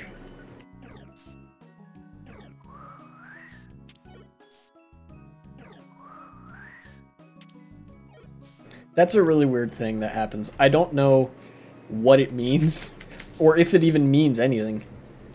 You missed Ghana, Guatemala, Dominican Republic, St. Lucia, Republic of the Congo, Samoa, Comoros, Rwanda, Solomon Islands, Marshall Islands, Kiribati, Vanuatu, Cape Verde, Sao Tome and Principe, Tuvalu, and Tonga. Wow. That's pretty impressive. That's all the ones that... Yeah, that's right. Like, they're very hard to recognize. I actually didn't know that... What was it? Kiribati? I didn't know that that was a country or something.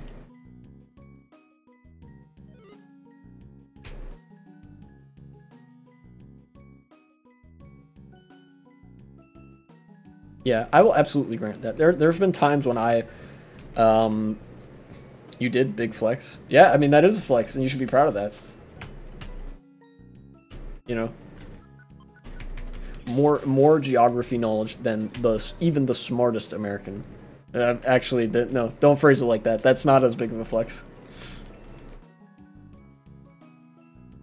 But still a big flex, I think, that you know that country exists. Because, I mean, it's, again, it's like, it's obscure and small.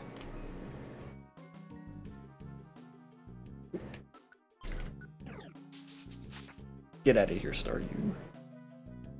I finally found the stairs. If I'm playing my cards right here, I could potentially beat the boss within the remaining time for stream. Although short of that, I might just quick save here in the dungeon and then end stream when that time comes up upon us. And then I think I've enjoyed this stream so much, I think I will just upload it to YouTube as its own video. Like, I have that big stream playlist, but this one I think has been so cool, for lack of a better word, that I think it should be public. You know, I'm proud of it. Oop. Bubble beam. Uh-oh.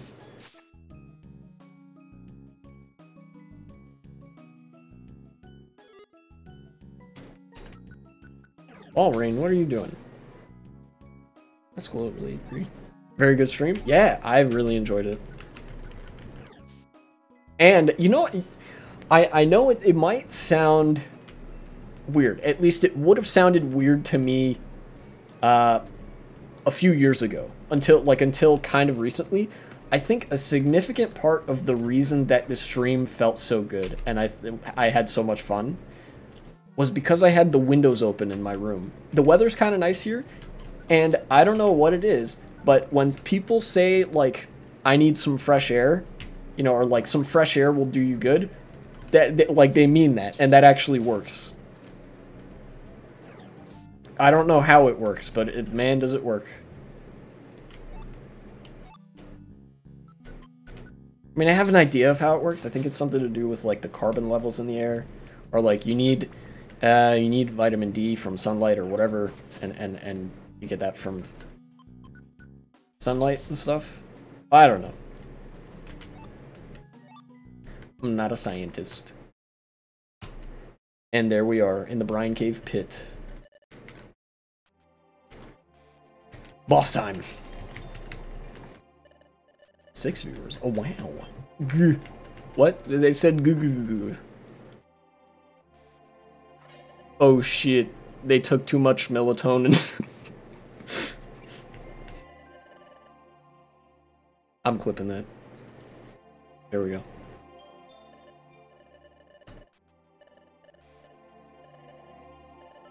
Damn. They got messed up pretty good. Oh wait, Chadot did that. Okay. For a second I've misremembered and I was like, oh, the boss like messed them up, but it was actually Chadot went and beat them up and then went on ahead. But I'm going with my version that they took too much melatonin, because that one's funnier.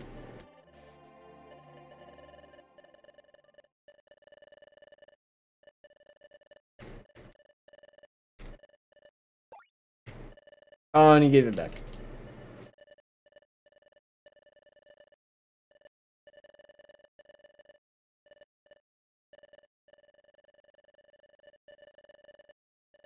Redemption arc. Let's go.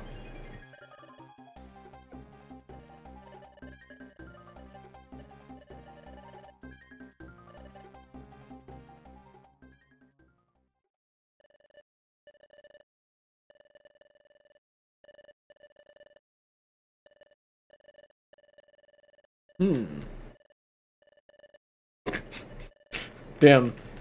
Using the word good guy as an insult. Next level high school shit. I don't know. Oh shit, they're close by.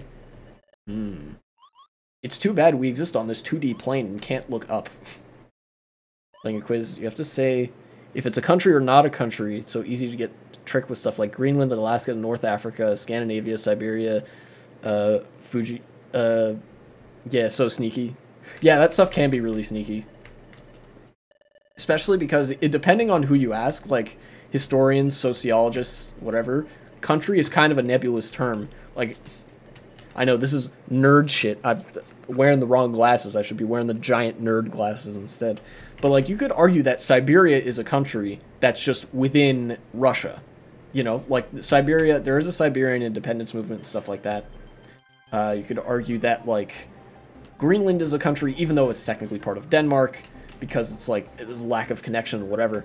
You know, but then at the same time, there's some stuff on there that's obviously not. Like, North Africa is a region with several countries in it.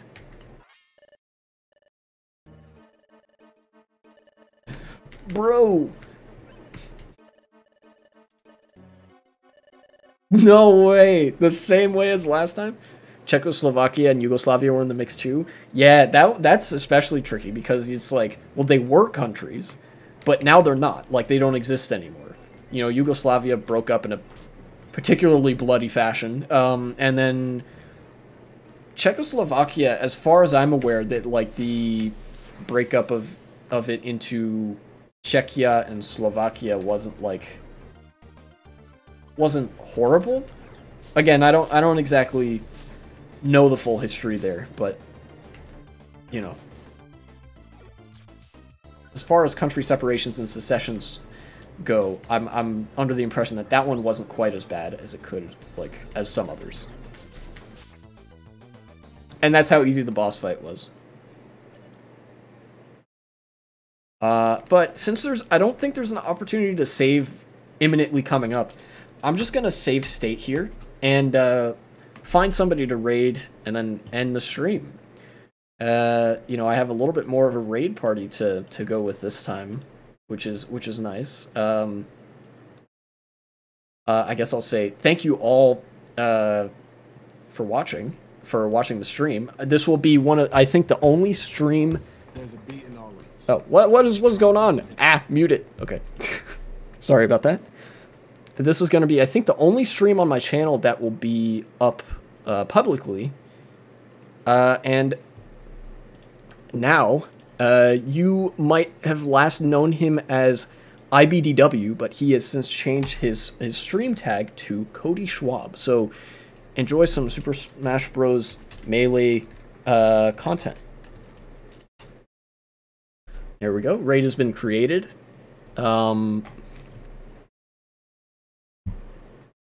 Again, thank you very much. I will see you guys on Saturday. Maybe there will be some more developments on the Discord and stuff.